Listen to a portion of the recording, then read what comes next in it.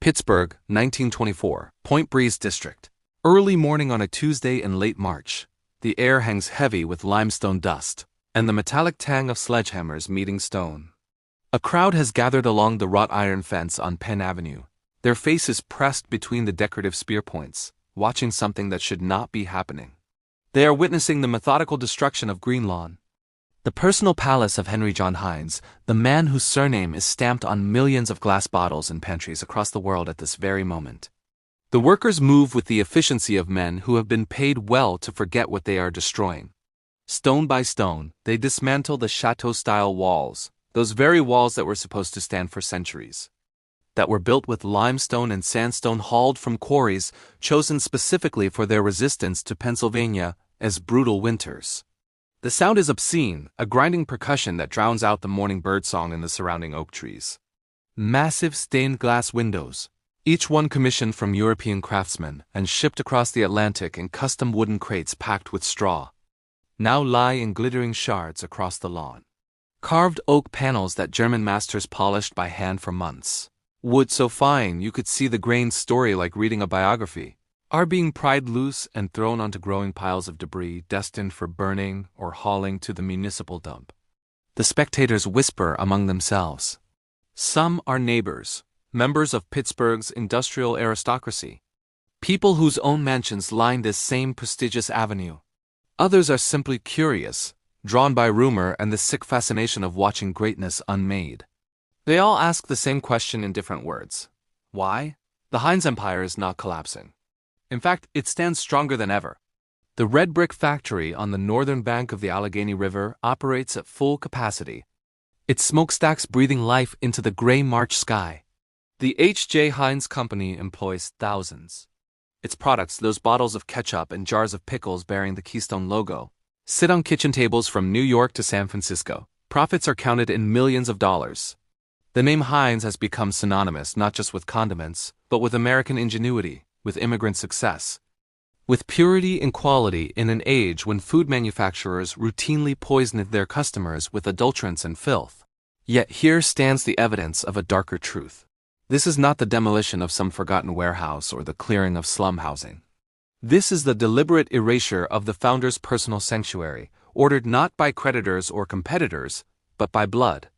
The demolition documents, filed 3 weeks earlier with the county registrar, bear the signatures of Howard Heinz, Clifford Heinz, and Irene Heinz, the 3 surviving children of the Ketchup King. Just 5 years ago, in 1919, in one of the upstairs bedrooms of this very mansion, Henry John Heinz took his final breath at the age of 75, confident that he was leaving his family not merely real estate, but a legacy carved in stone. He believed he had created an American version of the great European estates, a family seat where his grandchildren and great-grandchildren would play in manicured gardens among 10 greenhouses bursting with orchids and exotic fruits year-round, where Thanksgiving dinners would be held in perpetuity around the massive mahogany table that could seat 30 guests, where the family name would be anchored to soil and architecture and permanence. He was catastrophically wrong. For his children, Greenlawn had become something else entirely. They called it, in private letters that would later surface during estate proceedings, their white elephant, a beautiful, gigantic, utterly useless beast that devoured resources with no return. None of them wanted to live in what they perceived as a museum of their father's obsessions. They had tried in the months following his death to donate the property to the city of Pittsburgh for use as a cultural center or public garden. The city declined. They approached charitable organizations, religious institutions, even the Carnegie Foundation. Each time, the answer was the same: no. Even offered for free, this palace proved unwanted by anyone with the means to maintain it. The costs of heating 30-plus rooms through Pittsburgh's savage winters, of employing the staff necessary to maintain the gardens and greenhouses, of simply keeping the place from falling into disrepair, frightened even the wealthy. So they chose demolition. Better to erase it completely, to subdivide the land into manageable parcels and sell them to developers, than to watch their father's dream slowly rot. The irony burns like acid. Henry Heinz's factory, that utilitarian fortress of red brick and steel girders on the river's edge, will outlive the Great Depression, 2 world wars, and the complete transformation of American industry. It will stand for another century. But his home, The place where he was fully human and not merely a businessman, the private paradise where he shed the armor of public persona, is disappearing right now under the crowbars and hammers of hired men who never knew his name before this week. By this evening, the main structure will be reduced to rubble. Within 2 weeks, only the carriage house at the rear of the property and sections of the ornate iron fencing will remain, lonely sentinels guarding nothing. The land, all 4 acres of prime Point Breeze real estate, will be carved into 8 separate lots and sold to individual buyers who will build modest homes. Nice homes, certainly, but ordinary ones. Homes that will blend into the neighborhood's fabric rather than dominate it. But to understand why the children so easily, almost eagerly, erase their father's monument, one must travel backward. One must descend into the origins of the fortune that built these walls, into the psychology of the man who commissioned every detail, and into the particular kind of loneliness that only immense wealth can create. This is not a story of architectural preservation. This is an autopsy. The body is already cold, and we are here to determine what killed it. 1844, Pittsburgh, Pennsylvania, the city that writer James Parton will, 2 decades later, describe as hell with the lid taken off. This is a place where the sky itself seems to have forgotten the color blue, where coal smoke hangs so thick that noon resembles dusk, where snow turns gray before it touches the ground, and where the air carries the permanent stench of sulfur and burning iron from the foundries that line the 3 rivers. It is here, in a modest farmhouse in the village of Schlossberg, just north of the city proper, that Henry John Heinz enters the world on October 11th. The first son of German Lutheran immigrants Frederick and Anna Margarethe Heinz. The circumstances of his birth are humble but not desperate. His father is a brickmaker, a skilled tradesman who owns 4 acres of land, enough for a substantial vegetable garden that feeds the family and provides surplus for sale. But there is no softness in this household. Frederick Heinz, stern and hardworking, subscribes to the Lutheran doctrine of salvation through labor. Idleness is sin. Waste is moral failure. The boy Henry absorbs these lessons before he can articulate them, watching his father's hands, permanently stained with brick clay, move with mechanical precision through each day's tasks. By the age of 8, Henry is not playing, he is working. His mother assigns him rows in the garden, and his small fingers learn to distinguish weeds from seedlings, to judge ripeness, to harvest without bruising. By 10, he is doing more than picking vegetables. He is selling them. His mother provides him with a basket and a small cart, and the boy pushes it through the unpaved streets of Schlossberg and neighboring Allegheny, calling out his wares to housewives. He learns to make change, to negotiate, to read the faces of customers, and adjust his pitch accordingly. By 12, Henry Heinz is no longer a child laborer helping the family survive. He is a businessman operating at a profit. But in this ordinary biography of immigrant industriousness, there is a detail that sets him apart. A detail that will eventually define not just his fortune but his entire relationship with the physical world around him. That detail is glass. Transparent, unforgiving glass. In the mid-19th century, the American food industry operates as a territory of systematic deception. Flour contains plaster to increase weight. Cocoa is cut with brick dust to darken cheap substitutes. Candy is colored with toxic lead compounds. And horseradish, a popular condiment in German-American households, is routinely adulterated with turnip shavings and colored with chemical dyes to hide the fraud. The standard practice among producers is to sell these adulterated products in dark green or brown bottles, opaque vessels that conceal their contents until the customer has already purchased and opened them at home, by which point complaint is futile. Henry Heinz, still in his teens, looks at this system and sees not just dishonesty but inefficiency. His mother makes genuine horseradish, pure and unadulterated, grated fresh from the root. It is superior to anything available commercially. In 1869, at the age of 25, Henry makes his first revolutionary decision. He begins bottling his mother's horseradish recipe in clear glass jars, completely transparent. This is not merely a marketing innovation. It is a philosophical manifesto. It is a challenge thrown down to the entire industry. The clear glass says, I have nothing to hide. Quality is visible to the naked eye. Purity can be seen. This obsession with transparency, with visible perfection, with the idea that virtue must be demonstrated rather than claimed, will become the organizing principle of his life. It will make him fabulously wealthy. It will drive him to build a house where light floods through dozens of windows, where every surface gleams, where dust itself seems too ashamed to settle. And it will, in ways he cannot foresee as he fills those first clear bottles, set the stage for a tragedy rooted in the impossible standards he applies not just to food products, but to human relationships. The clear glass that built his empire will become the walls of a beautiful, sterile prison. 1875. The United States is convulsing through the aftermath of the Panic of 1873. A financial catastrophe that has shuttered banks, bankrupted railroads, and thrown hundreds of thousands of workers into breadlines. The economy, which had expanded recklessly on speculation and credit during the post-Civil War boom, now contracts with vicious speed. Businesses that seemed invincible in 1872 are auctioning off their assets in 1875. Among the casualties is Heinz. Noble and Company, the partnership Henry formed with his friend L.C. Noble, to expand beyond horseradish into a full line of preserved foods. The company collapses in December. Not slowly, but catastrophically, like a building whose supporting beams have been sawed through. Orders evaporate, creditors demand payment, banks refuse extensions. On December 17, 1875, 31-year-old Henry John Heinz experiences what he will later describe in his private diary as the darkest day of his life. He is arrested on charges of fraud. The accusation is that he knowingly continued operations while insolvent, taking orders and payments he knew he could not fulfill. The charges are technically accurate. Though Henry's intent was not theft but survival, a desperate hope that one more season, one more contract, might reverse the tide. He is released quickly. The charge is dropped when it becomes clear he was incompetent rather than criminal. But the damage to his reputation is nuclear. In 19th century America, bankruptcy is not merely financial failure, it is moral annihilation. It is proof of weak character, of untrustworthiness, of fundamental unfitness for commerce and society. The newspapers, including the Pittsburgh Gazette, print the details. The name Heinz becomes synonymous with broken promises. Former friends cross the street to avoid greeting him. Suppliers who once extended him credit now demand cash in advance. Worst of all is the whispered judgment of the German Lutheran community in which he was raised. It has brought shame upon his family, violated the sacred principle that a man's word is his bond. Henry loses everything. His small house is sold to pay debts. His furniture is auctioned. He cannot afford to heat the single rented room where he, his wife Sarah, and their young children huddled through the winter. There are days when he cannot feed them properly.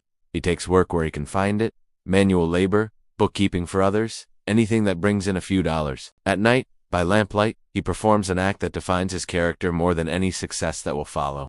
He compiles a list, every creditor, every supplier, every person to whom his company owed money when it failed, names, addresses, amounts. Some are owed $5, some are owed $5,000. He fills a ledger with this information, column after careful column, and he titles it his Book of Moral Debts.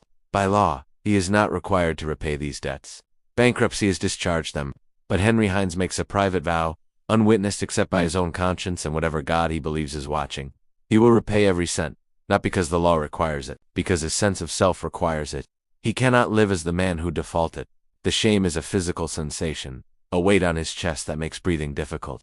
He must redeem himself or die trying. For the next 8 years, Henry Heinz works with manic intensity. He cannot operate under his own name, so he becomes a manager and partner in a company formed by his brother John and cousin Frederick. He works 18-hour days. He introduces new products, expands distribution networks, fanatically controls every stage of production. He turns the processing of vegetables into a science, experimenting with sterilization temperatures, testing jar seals, measuring spoilage rates with obsessive precision. Slowly, the company grows profitable. And slowly, Henry begins to pay back his moral debts. By 1883, he has repaid every creditor on his list. Every single one. He tracks them down, even those who have moved to other cities. He sends bank drafts with letters of explanation. Some creditors are shocked. Some weep. Most had written off the debts years ago and never expected to see a penny.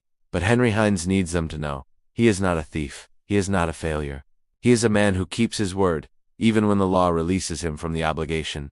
By 1890, Henry John Heinz is no longer the broken man of 1875. He is one of the wealthiest individuals in Pennsylvania. And the H.J. Heinz Company, reconstituted under his own name in 1888, is becoming a national phenomenon. The distinctive Keystone logo appears on bottles from Boston to San Francisco. The company's pickle works in Allegheny City employs over 400 workers, most of them women, operating in facilities that are revolutionary for their time. Clean, well-lit, with modern ventilation systems and company-provided medical care. Heinz has learned that purity is not merely a marketing claim. It must be engineered into every level of operation. But success has transformed him in ways both visible and hidden. The man who once pushed a vegetable cart through muddy streets now travels in private rail cars. He wears tailored suits from London. He dines with senators and industrialists. Yet the psychological scars from 1875 have not healed. They have calcified into something harder, an obsessive need to prove his worth not just through business success, but through visible, undeniable greatness. Money is no longer the goal. Money is merely the tool for constructing a monument that will speak his vindication to the world. He begins to travel extensively, not for leisure but for education. He tours the great estates of England, those Renaissance palaces where kings once plotted and feasted. He observes the gardens of Italy, where ancient Roman principles of landscape design still govern the placement of every fountain and hedge. He is not a tourist. He is a student, absorbing the visual language of permanence and power. He takes notes. He sketches. He collects books on architecture and horticulture, building a library that will eventually contain over 3,000 volumes. What he sees in Europe both inspires and infuriates him. These estates represent centuries of accumulated wealth and inherited privilege. Their owners did not build these places. They merely inherited them, along with the titles and social position that come as birthright. Henry Heinz, son of a German brickmaker who spent his childhood with dirt under his fingernails, can never inherit such a legacy, but he can create one. He can build something so magnificent that it will be mistaken for the product of old aristocratic wealth, something that will last for generations and anchor his descendants to a place and a tradition. By 1892, he has identified the perfect location, Point Breeze, the most prestigious residential district in Pittsburgh, where the city's industrial titans have built their grand homes along Penn Avenue. This is the neighborhood of Henry Clay Frick, of George Westinghouse, of the Mellon banking family.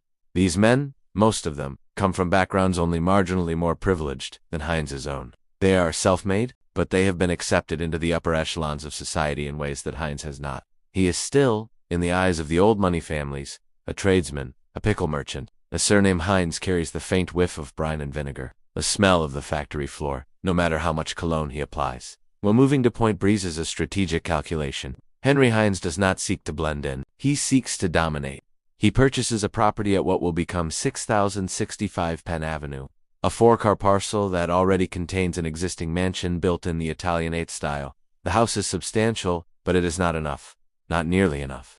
He hires architects and begins planning renovations that will, over the next few years, transform the property into something unprecedented in Pittsburgh, an estate that combines the most advanced technologies of the modern age with the aesthetic grandeur of European aristocratic tradition. This will not be merely a house. It'll be Greenlawn, a name chosen with deliberate symbolism. Green for growth, for life, for the gardens that will cover every inch of land not occupied by the house itself. Lawn for the English country tradition, for the manicured perfection that signals control over nature itself. The name is a promise. Here in the sooty industrial heart of Pennsylvania, Henry Heinz will create paradise. But paradise, as he will learn too late, is not designed for human habitation. It is designed for admiration from a distance. To understand the architecture of Greenlawn, one must first understand the architecture of the marriage that gave it meaning. In the world of Pittsburgh's industrial elite, at the close of the 19th century, wives often serve a specific function. They are expensive ornaments, proof of their husband's ability to provide. They manage households, host dinners, and produce heirs. They are selected for breeding, for social connections, for their ability to navigate the complex etiquette of high society without embarrassing their husbands. Love, if it exists at all, is a pleasant accident rather than a requirement. Sarah Sloane Young, called Sally by family and close friends, did not fit this mold. Henry married her in 1869, when he was 25 and she was 21, well before his bankruptcy and long before his fortune. She came from a respectable family of Scotch-Irish Presbyterians, which represented a modest social elevation for the son of German Lutheran immigrants. But this was not a marriage of ambition. It was a marriage of genuine partnership. Sally possessed something Henry desperately lacked: emotional equilibrium. Where he was driven by fears and compulsions, she was steady. Where he obsessed over details until they consumed him, she maintained perspective. When the bankruptcy of 1875 destroyed everything, Sally did not leave. She did not retreat to her family's home in shame. She sat beside Henry in that freezing rented room and spoke about the future in concrete terms, as though it were simply a matter of time and effort rather than an impossible dream. When he could not get out of bed for 3 days in December 1875, paralyzed by humiliation and self-loathing, she brought him water and bread and read to him from the Bible, not with pity but with the calm certainty that this was temporary. Her faith, whether in God or simply in Henry's capacity to rebuild, became the foundation upon which he reconstructed himself. By the 1890s, they have been married for over 2 decades. They have 3 children: Clarence, Clifford, and Howard, all sons, and 1 daughter, Irene. The family dynamic is complex. Henry is a distant father, physically present but emotionally abstract. He provides lavishly but connects poorly. He does not know how to play with his children, how to speak to them about anything other than work and moral instruction. He loves them, certainly, but his love expresses itself through financial generosity rather than physical affection or emotional intimacy. It is Sally who fills the void, who creates the warmth that makes their childhood bearable despite their father's coldness. When Henry announces his intention to move the family to Point Breeze and transform the existing property into a grand estate, Sally does not object. She has learned over 20 years of marriage that Henry's ambitions are not negotiable. But she extracts something crucial from the arrangement: creative control over the interiors and the gardens. This will not be solely a monument to Henry's ego. It will be a home, a place where children and eventually grandchildren will want to spend time, a place where family memories will be made rather than merely observed. This division of labor defines the character of Greenlawn from its inception. Henry focuses on the exterior, on the structural elements that will be visible to the world: the limestone facade, the massive porte-cochere where carriages will deposit guests, the conservatories with their iron and glass construction. Sally focuses on the interior spaces, the arrangement of rooms, the selection of furniture, the color schemes, the placement of family photographs. Henry builds the fortress. Sally makes it livable. Construction begins in earnest in 1893, after Henry has purchased additional adjacent parcels to expand the property to its full 4 acres. The existing house is not demolished but incorporated and expanded, its original structure becoming the core around which new wings and additions grow like organic tissue. Architects come and go, but the project is not dictated by any single architectural vision. It is dictated by Henry's evolving needs and Sally's practical interventions. What emerges is architecturally eclectic, a mixture of Italianate Tudor revival and French chateau elements that should clash but somehow cohere into something distinctive. This is not a textbook example of any single style. It is a physical manifestation of 2 personalities, Henry's grandiosity and Sally's domesticity, locked in productive tension. The house grows over 5 years, expanding from 15 rooms to over 30, accumulating features that reflect both ambition and genuine human need. By 1898, Greenlawn is complete, or as complete as it will ever be. Henry will continue to modify and improve it until the day he dies. But the essential structure is now in place, a mansion of approximately 20,000 square feet, employing a permanent staff of 12. Sitting on 4 acres of meticulously landscaped gardens that require 6 full-time groundskeepers to maintain. To enter Greenlawn in its prime, circa 1900, is to pass through a membrane between 2 worlds. The exterior presents a fortress, heavy limestone walls, narrow windows in the Tudor style, a roof of dark slate tiles that absorbs sunlight rather than reflects it. The message to the outside world is clear. This is a place of strength, of permanence, of wealth that does not need to announce itself because it simply is. But the moment the massive oak door swings open, operated by a butler named Herman, who has been with the family since 1894, the experience inverts completely. Light? The first sensation is always light. Even on Pittsburgh's gray days when coal smoke dims the sun to a pale disk. The entrance tall, 2 stories tall with a grand staircase of polished mahogany, ascending along the right wall, is illuminated by a skylight of frosted glass that diffuses the exterior murk into something clean and almost ethereal. The floor beneath your feet is not wood, but mosaic tile. Each piece cut and fitted by Italian craftsmen Henry imported specifically for this project, creating geometric patterns in white, black, and terracotta that guide the eye deeper into the house. The air itself smells different here. Not the sulfur and smoke of Pittsburgh, but a complex layering of scents. Beeswax polish applied daily to the woodwork. Fresh flowers changed twice weekly and arranged in crystal vases on side tables. And underneath it all, the faint green smell of the conservatory that connects to the rear of the house. Everything gleams. The brass fixtures on the walls, the picture frames, the doorknobs, the andirons in the fireplace. All of it reflects light because an army of servants ensures that nothing tarnishes, nothing dulls, nothing betrays the passage of ordinary time. To the left of the entrance hall is the formal parlor, and here Henry's obsession with European precedent becomes explicit. The walls are paneled in quarter-sawn oak imported from England, each panel carved with Gothic revival motifs, trefoils, catterfoils, stylized vines. The furniture is a mixture of genuine antiques purchased during Henry's European travels and expert American reproductions, upholstered in burgundy velvet and arranged in symmetrical conversation groups that are meant to facilitate social interaction but somehow discourage actual comfort. This is a room for receiving guests of status, for conducting social rituals, not for living. Sally has placed family photographs in silver frames on the mantelpiece, a humanizing gesture, but even these seem posed and formal, as though the family members are playing the roles of a family rather than being one. Across the hall is Henry's private office, and this room tells a different story. Here the aesthetic shifts from European aristocratic to American industrial. The desk is massive, plain, functional, built from walnut and designed to hold ledgers, correspondence, and the endless paperwork of managing a company that now operates facilities in multiple states. Behind the desk, built-in bookcases rise to the ceiling, filled with agricultural reports, business journals, and Henry's collection of books on horticulture and chemistry. This is where the real work happens. where Henry spends hours each evening after returning from the factory, reviewing production reports and planning expansions. The telephone, one of the first residential installations in Pittsburgh, sits on a side table, its wires running through the walls to connect Greenlawn to the factory, to suppliers, to the web of commerce that justifies all this luxury. But the true heart of Greenlawn, the space that reveals both Henry's genius and his tragedy, lies at the rear of the house. You walk down a corridor hung with botanical prints, framed specimens of rare plants identified in Latin, and then you step through French doors into the conservatory. The temperature rises immediately. The air becomes humid, thick, alive.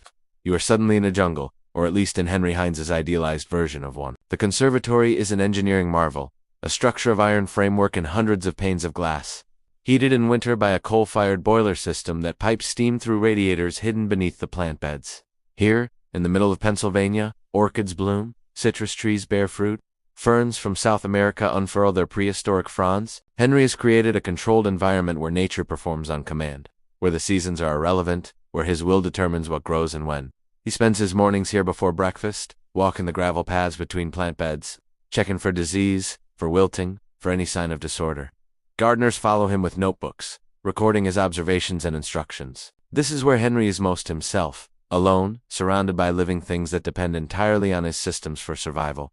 Things that cannot disappoint him because they cannot choose to fail. They can only reflect the quality of the care he provides. Greenlawn does not operate itself. Behind the facade of effortless luxury runs a complex machine of human labor, a hierarchy of servants whose existence is carefully designed to remain invisible to guests, while maintaining the illusion of perfection. At full capacity, the household staff numbers 14 individuals, each with specific duties that must be performed with absolute precision and minimal disruption to the family's comfort. The staff quarters occupy the entire third floor, a world separated from the family's domain by a narrow back staircase that servants use exclusively. Their rooms are small, plainly furnished, each containing a single bed, a washstand, and a trunk for personal belongings. There is no decorative molding here, no imported tile, no gleaming brass. These rooms exist purely for function, sleep, basic hygiene, and storage. The servants rise at 5 in the morning, before the family wakes, and they retire well after the family has gone to bed. Their lives are regulated by bells, electric call buttons, installed throughout the house, that summon them to specific rooms without the vulgarity of shouting. At the top of this hierarchy is Mrs. Catherine Hoffman, the housekeeper, a German immigrant in her 50s who has worked for the Heinz family since 1889. She controls the budget for household supplies, supervises the maids, and serves as the intermediary between Sally and the staff. Mrs. Hoffman is paid $40 per month, a generous wage for domestic service, and she has her own private room slightly larger than the others. She carries a ring of keys that unlock the linen closets, the silver pantry, and the wine cellar, symbols of her authority and the trust placed in her to prevent theft. Below her are 4 housemaids, young women between the ages of 16 and 25, mostly daughters of German or Irish immigrants from Pittsburgh's working-class neighborhoods. Their work is physically brutal. They scrub floors on their hands and knees, wash windows, beat rugs, polish silver, dust the endless surfaces of 30 rooms. They begin each morning by cleaning out and relighting the fireplaces, hauling out yesterday's ashes and carrying in fresh coal from the basement. In winter, when every room must be heated, this task alone consumes 2 hours. They work in rotation, each assigned to specific rooms on specific days, following a schedule that Mrs. Hoffman posts weekly in the servants' hall. The kitchen is its own kingdom, ruled by Mrs. Greta Schmidt, the cook, a formidable woman who immigrated from Bavaria in 1885 and trained in hotel kitchens before entering private service. She commands 2 kitchen maids and a scullery maid, and together they prepare 3 meals daily for the family plus separate meals for the staff. The kitchen occupies a large room at the rear of the first floor, equipped with 2 coal-fired Castian ranges, a massive oak work table, and floor-to-ceiling shelves stocked with preserves. Many of them produced in the Heinz Company factories and brought home by Henry as a matter of both pride and practicality. Breakfast is served at 7:30, and it is not a casual affair. The family eats in the formal dining room at a table that seats 12, though on typical mornings only Henry, Sally, and whichever children are currently living at home are present. Herman the butler, assisted by a footman, serves each course individually, first fruit from the conservatory, then eggs prepared to individual specification, then meat, usually sausages or bacon, then toast with butter and preserves. Coffee is poured from silver pots kept hot on a sideboard.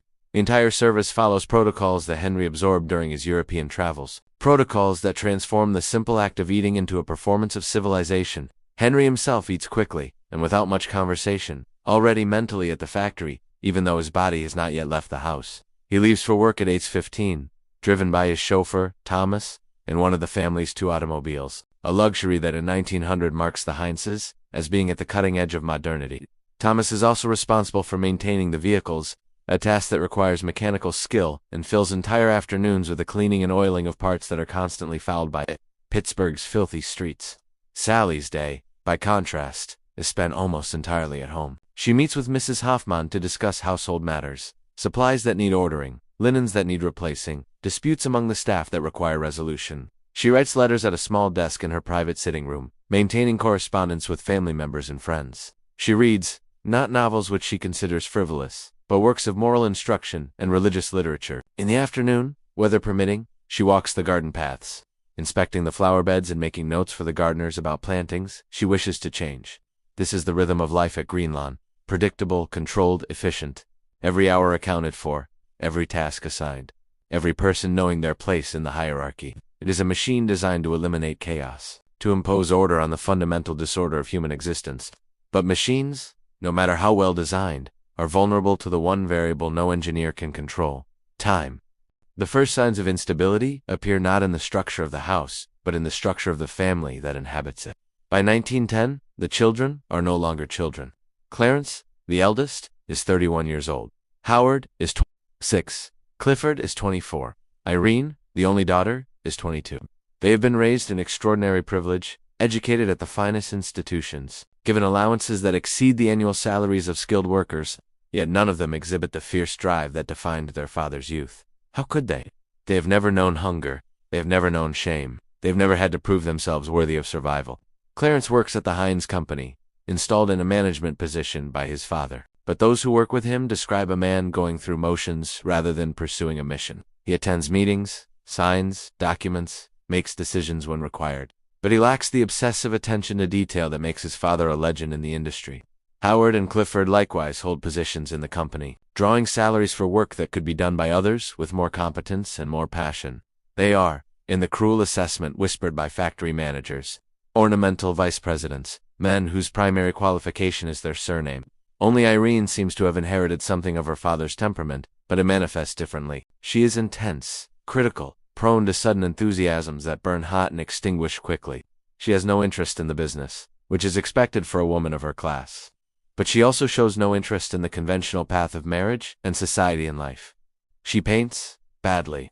She writes poetry, which she destroys before anyone can read it. She spends long hours in the conservatory, sitting among the ferns and speaking to no one, and the servants learn to leave her alone during these retreats. Henry observes his children with a mixture of disappointment and confusion. He does not understand them. He has given them everything he never had: security, education, social position. He has removed every obstacle from their path. Why, then, are they not Titans? Why do they lack fire? He cannot grasp that the very removal of obstacles has eliminated the forge in which character is hardened. His children are not weak, exactly. They are simply unnecessary. The world does not need them to be extraordinary, because their father has already been extraordinary on their behalf. Sally understands this dynamic better than Henry, though she cannot articulate it in a way that he would accept. She sees how the weight of their father's success crushes her children beneath expectations they can never meet. She tries to mediate, to soften Henry's criticism, to create space for them to develop their own identities, separate from the Heinz Company and the Heinz legacy. But her influence is limited. Henry believes that pressure creates diamonds, that hardship builds character, conveniently forgetting that his own hardships were imposed by circumstance rather than by design. The turning point comes in 1914. Not from any dramatic confrontation, but from a simple biological fact. Henry is 9 years old.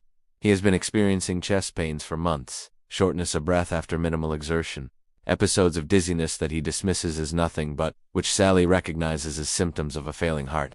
The doctors at Mercy Hospital, consulted discreetly, confirmed the diagnosis. Henry's heart, that organ that has driven him through bankruptcy and resurrection, through 18-hour workdays and transatlantic voyages, is wearing out.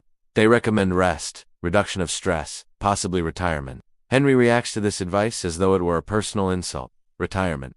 Rest? These words have no meaning to him. Work is not something he does. It is what he is. The factory is not merely his business. It is his identity, his justification for existence, the proof that his life has mattered. To stop working would be to stop living, and if those are equivalent, he would prefer to die at his desk, rather than waste away in enforced idleness. But the body does not negotiate. In April of 1915, Henry suffers a mild stroke while at the factory. He is brought home to Greenlawn in the back seat of his automobile, conscious but unable to speak clearly, his left arm hanging useless at his side. For 3 days he lies in bed while the stroke's effects slowly recede. His speech returns, mostly. His arm regains some function, though it'll never be strong again. The doctors tell Sally privately that this is a warning. The next one will likely be fatal. Henry returns to work within 2 weeks, against all medical advice. But something has changed. He moves more slowly. He tires more easily. He begins to speak, for the first time in his life, about legacy, about what will happen to the company after he is gone. He calls his sons into his office at Greenlawn one by one, and attempts to impart wisdom, to transfer the essence of what he has learned about business and life and the importance of maintaining standards, but the conversations falter. His sons listen politely and then leave, and Henry is left with a terrible suspicion that nothing has been transmitted, that the fire simply cannot be passed from one generation to another through words alone. May 14, 1919. Henry John Heinz dies in his bed at Greenlawn, in the master bedroom on the second floor, with Sally at his side and his children gathered in the hallway outside. The cause of death is officially recorded as bronchial pneumonia, but the underlying reality is systemic failure, a 75-year-old body worn out by 7 decades of relentless forward motion. His last words, whispered to Sally in German, are not recorded in any official document, and she will never repeat them to anyone, carrying them to her own grave 9 years later. The funeral is massive, befitting a man who employed thousands and whose products sat on millions of tables. The service is held at Smithfield Street Methodist Church in downtown Pittsburgh, and over 2,000 people attend, filling the pews and spilling into the aisles and onto the sidewalk outside. Factory workers stand shoulder to shoulder with bank presidents. The mayor delivers a eulogy. Telegrams of condolence arrive from senators, from business leaders across the nation, from foreign distributors who knew Henry only through correspondence but who recognized in him a man of absolute reliability. The Pittsburgh Press devotes its entire front page to his death, with a headline that reads, "Pittsburgh loses its greatest industrial ambassador. Henry is buried at Homewood Cemetery, in a plot he purchased years earlier and specified in his will, down to the dimensions of the headstone and the text of the inscription. Even in death, he controls the details." This stone is simple, relatively modest compared to the grandiose monuments favored by other industrial magnates. It reads only, Henry John Heinz, 1844 to 1919. No quotes, no epitaphs, no a final statement of the man who built an empire on the principle that quality speaks for itself and requires no advertisement. Back at Greenlawn, the house enters a state of suspended animation. Sally continues to live there, maintaining the routines established over 2 decades. But the house feels different now. Emptier, as though Henry's absence has created a vacuum that cannot be filled. The staff remains still rising at 5, still cleaning and polishing and maintaining perfection. But now it is perfection for its own sake rather than perfection in service of a demanding master. Sally walks the conservatory paths that Henry walked every morning, but she does not inspect the plants with his critical eye. She simply walks, remembering. The children, now adults with their own lives and their own homes, visit Greenlawn out of obligation rather than desire. Clarence comes for Sunday dinners with his wife and young children. Howard stops by occasionally, usually when he needs to discuss business matters related to his position at the company. Clifford, who has always been the most distant, visits perhaps once a month, staying no more than an hour. Irene, unmarried and living in an apartment in the city, comes most frequently, drawn by her mother's loneliness rather than any affection for the house itself. The reading of the will occurs in the library at Greenlawn, with the family's attorney presiding. The estate is substantial, valued at over $5 million in 1919 currency, equivalent to perhaps $150 million today. The majority of the assets are tied up in Heinz Company stock, which continues to generate enormous dividends. Henry has structured the inheritance carefully, with detailed provisions. Sally receives a lifetime interest in Greenlawn and a generous income. Each child receives equal shares of the remaining estate, with additional trust funds established for grandchildren. There are also substantial bequests to charities, to the church, to educational institutions, but here is the critical detail. The seed of future destruction. Henry has left Greenlawn itself, the physical property, to Sally for her lifetime, with the understanding that after her death it will pass to the children jointly. He has not designated a single heir to maintain it as a family seat. He has assumed, with the naive optimism of a man who built something from nothing, that his children will naturally want to preserve his monument, that they will recognize its value not merely as real estate but as a symbol of what the family achieved. He has assumed wrong. Within months of the will's reading, the complaints begin. The children, speaking among themselves, calculate the costs of maintaining Greenlawn after their mother's death. The property taxes alone, are staggering. The staff salaries, the heating bills, the endless repairs required to keep a structure of this size from deteriorating. These expenses would consume a significant portion of the income the property could generate if sold and the proceeds invested. And for what? None of them want to live there. The house is too large, too formal, too much a monument to their father's ego rather than a comfortable family home. Clarence, the eldest, has built his own house in Shadyside, a neighborhood considered more modern and fashionable than Point Breeze. Howard lives in Fox Chapel with his wife and children, preferring a more rural setting. Clifford has purchased a townhouse downtown, closer to the office and to the restaurants and clubs where he spends his evenings. Irene alone has no permanent residence of her own, but she has made it clear that she has no intention of becoming the curator of her father's museum. Sally senses the tension but refuses to acknowledge it openly. She is 69 years old in 1919, and her health, never robust, is declining. She suffers from arthritis that makes walking painful. Her hearing is deteriorating. She spends more and more time in her private sitting room, venturing out only for meals and occasional walks when the weather permits. The house, which once hummed with activity, grows quieter. Entire wings go unused. Dust begins to accumulate in corners that the reduced staff cannot reach. The conservatory, without Henry's daily inspections, begins to show signs of neglect, plants dying from improper watering, glass panes developing cracks that go unrepaired. Sally Heinz dies on March 3, 1928, in the same bedroom where her husband died 9 years earlier. She is 78 years old. Her death is quiet, anticipated, mourned by her children, but not devastating in the way Henry's death was. She has been fading for years, slowly retreating from the world, and her passing feels less like a rupture, and more like the natural conclusion of a story that ended when Henry drew his last breath. The funeral is smaller, more intimate. The obituaries in the Pittsburgh papers are respectful but brief, noting her charitable work and her role as the wife of the Ketchup magnate, but not dwelling on her individual accomplishments because, by the standards of her era, she was not expected to have any beyond managing a household and raising children. She is buried beside Henry at Homewood Cemetery, beneath a stone that matches his in size and simplicity. And immediately, the calculus changes. Greenlawn is no longer anyone's home. It is now simply an asset, jointly owned by 4 siblings who have no emotional attachment to it and every financial incentive to liquidate it. The first family meeting after Sally's funeral takes place in the library, the same room where the will was read 9 years earlier. The discussion is brief and remarkably cold. Clarence, as the eldest, chairs the meeting. He has already consulted with accountants and real estate appraisers. The numbers are clear. Maintaining Greenlawn as a family property makes no economic sense. The annual carrying costs, including taxes, insurance, utilities, and minimal staff, exceed $20,000. None of them want to live there. Renting it out is impracticable. Who would rent a 30-room mansion? Converting it to some institutional use, a school or a museum, would require modifications that would cost more than the property is worth. The only logical option is to sell the property, but here they encounter an unexpected problem. There is no market for such a house. The year is 1928, and the American economy is still booming. But the market for massive private estates is already contracting. The next generation of wealthy Americans is building smaller, more modern homes with fewer servants and lower maintenance costs. The grandeur that Henry prized now seems outdated, a relic of the Gilded Age. Moreover, Point Breeze itself is changing.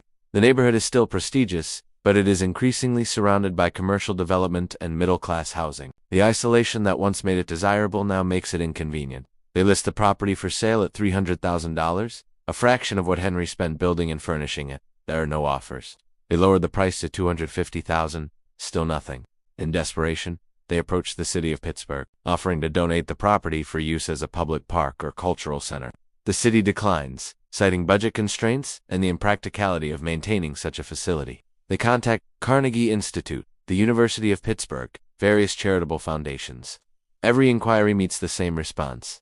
The gift would be too expensive to accept. By late 1923, the house has been empty for over a year. The staff has been dismissed, the furniture sold at auction, the paintings and decorative objects distributed among the children or sold to dealers. What remains is a shell, a structure of limestone and wood and glass slowly succumbing to neglect. Vandals break several windows. Rainwater seeps in, staining ceilings and warping floors. The conservatory, once Henry's pride, becomes a tomb of dead plants and shattered glass panes. Local teenagers begin to use the property as a gathering place, leaving behind empty bottles and cigarette butts. In January of 1924, Clarence makes the final decision. If the house cannot be sold intact, the land itself has value. He hires a demolition company, the same firm that recently tore down several old mansions in Shadyside to make way for apartment buildings. The contract is signed in February. Demolition begins in March. The work takes 6 weeks. The limestone blocks are salvaged and sold to a construction company for reuse. The carved woodwork, the mahogany staircase, the marble mantels, these are sold individually to architectural salvage dealers, who will resell them to people building new homes who want a touch of old-world craftsmanship. The stained glass windows, those expensive imports from Europe, are too damaged to salvage and are simply smashed and hauled away as rubble. The conservatory is dismantled, its iron framework cut apart with torches, the glass swept up and dumped. By late April 1924, the main house is gone.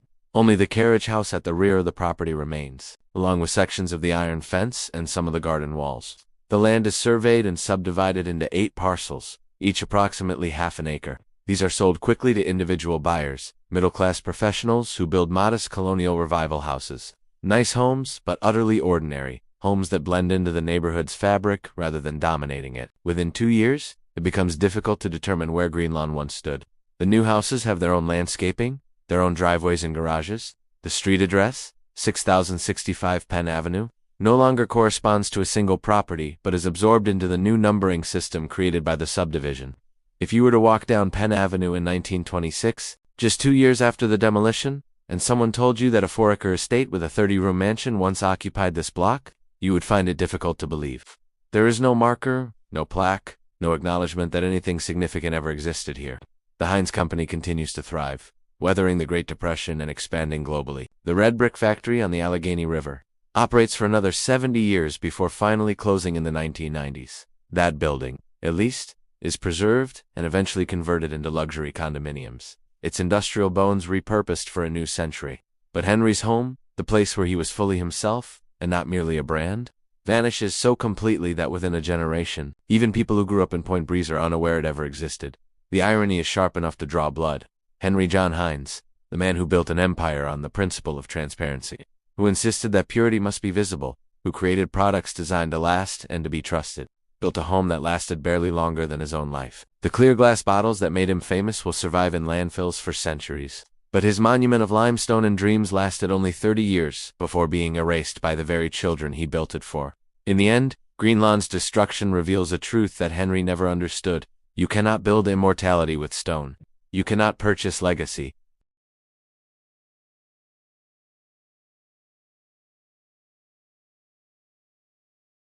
The fear that without visible proof of his worth, he would be forgotten, would be once again the bankrupt failure arrested for fraud in 1875. But the house itself became the proof that no amount of success can erase the wound of shame, and no monument can substitute for the human connections he never learned to build.